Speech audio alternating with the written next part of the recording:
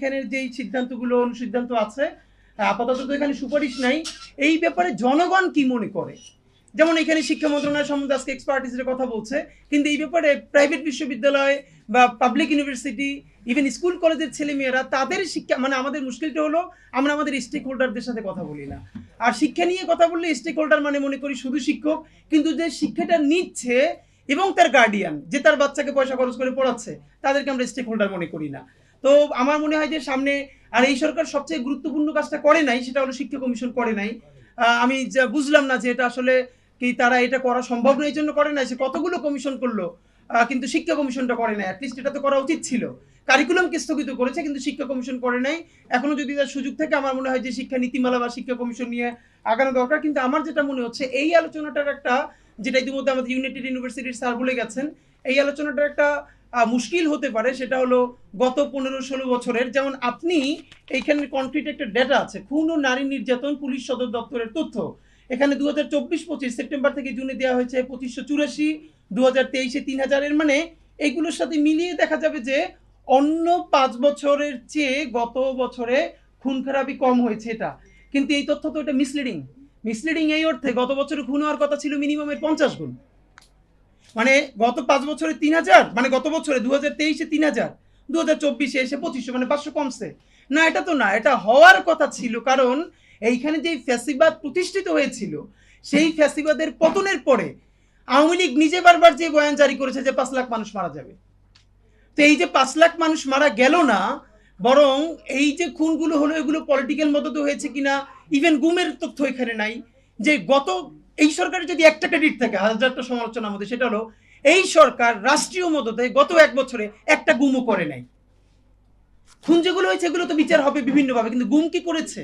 তো আমাদের যে কাজটা সেটা হলো আমরা এই আলোচনাগুলোর মধ্যে একটা খুবই জরুরি ব্যাপার, সেটা হলো এই সরকারকে আমরা এমনভাবেও ভালোবাসতে চাই না সে যেন আরও নির্বাচন বিলম্বিত করে আরও 2-4 বছর থেকে যেতে পারে, এটাও তার কাজ না।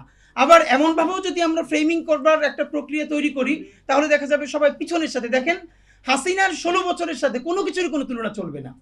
এই যে মানুষ অর্থনীতির উন্নয়ন চায়, শিক্ষার উন্নয়ন চায়, সবকিছুর উন্নয়ন চায়, কেন? তার জীবনের উন্নয়ন চায়। এখন জানটা যদি বাইচে না থাকে তার উন্নতি দিয়ে কি হবে?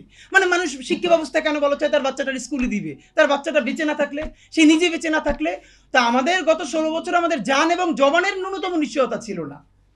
মানে এর থেকে কোন জাহান্নাম হতে পারে যে একটা মানুষ, তাকে গ্রেপ্তার করা হয়েছে, এরপরে আয়নাঘরে নেয়ার পরে সে কোনোভাবে যখন স্বীকৃতি দিচ্ছে না তাকে জঙ্গি মামলার সাথে অ্যাটাচ করবার জন্য, তারপরে সেই আয়নাঘরে তার সামনের ছেলে তার স্ত্রীকে এনে ধর্ষণ করা হয়েছে। এরপর তার কাছ থেকে আপনি চক্ষু বন্ধ করে ভাবেন আপনি এই সময়টা আপনার মায়ের সাথে, আপনার বোনের সাথে, আপনার স্ত্রীর সাথে ঘটছে, যে আপনার সামনে বসে জবানবন্দি নেওয়ার জন্য তাকে ধর্ষণ করা হচ্ছে। একটা ছোট বাচ্চা যে আয়নাঘরে ডক্টর ইউনূস সাহেবের সাথে গিয়েছিল, সে ইন্টারভিউ করছে যে তার মাকে যখন আয়নাঘরে সে পিটিয়েছে সেও তখন পাশে, সে বাথরুম করে ফেলেছে, তারপর বলেছে আমার মা অনেক ভারী, একটু দাঁড় করাই দাও, তারপর তাকে লাথি মেরে দূরে সরিয়ে দিই। মানে আপনি মুশকিলটা হলো এখন যে আলোচনাটা করবার দরকার ছিল, গত 16 বছরের এখন পর্যন্ত 1800 মানুষ বেশি যারা গুমের শিকার, যারা অভিযোগ করেছে, এখন পর্যন্ত সেই গুমের শিকার লোকদের আমরা ভিন্ন কোনো প্রেস কনফারেন্স করেছি?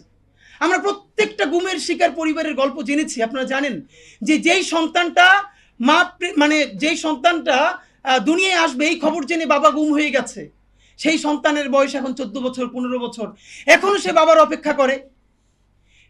ইলিয়াস আলী ভাই যিনি গুম হয়ে গেছেন বিএনপির, আপনারা জানেন যে ওনার ছেলে ঢাকায় ল প্র্যাকটিস করতো, তারপরে বাইরে চলে গেছে এখন।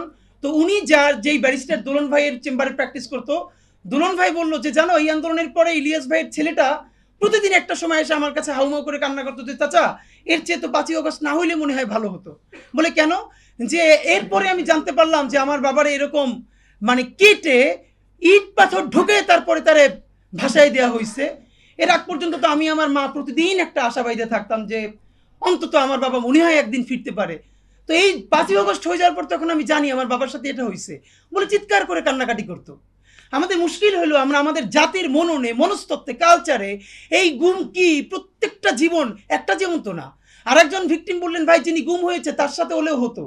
এই পুরো আইন শৃঙ্খলা বাহিনীগুলো তার বাবা মা ভাই বোন তার আত্মীয় স্বজনের সাথে মুহুর্মুহু মিথ্যা বলে বছরের পর বছর ঘুরতো। তারা জানো মানুষটাকে মেরে ফেলা হয়েছে, তারা জানতো, কিন্তু ডিবি থেকে বলতো আপনারা এনএসআই এর কাছে যান, এনএসআই বলতো আপনারা ডিজি, এইরকম সারাদিন তাদেরকে তারার উপরে রাখা, মানুষের চাকরি নেয়, ঘর বাড়ি নেয়, তারপর ঋণের উপর ঋণ করে এজেন্সির কাছে দৌড়াতো, অথচ তারা জানতো তাকে খুন করে ফেলা হয়েছে। সুতরাং আমাদের যেটা দরকার, এই যে আমাদের কতগুলো গুম, কতগুলো খুন, এদের নিয়ে আমরা ডকুমেন্টেশন করতে পারলাম কিনা, এদের নিয়ে আমরা এই কথাগুলো জনমানুষে পৌঁছতে পারলাম কিনা, এই আলোচনাগুলো পৌঁছানো আমাদের অত্যন্ত জরুরি।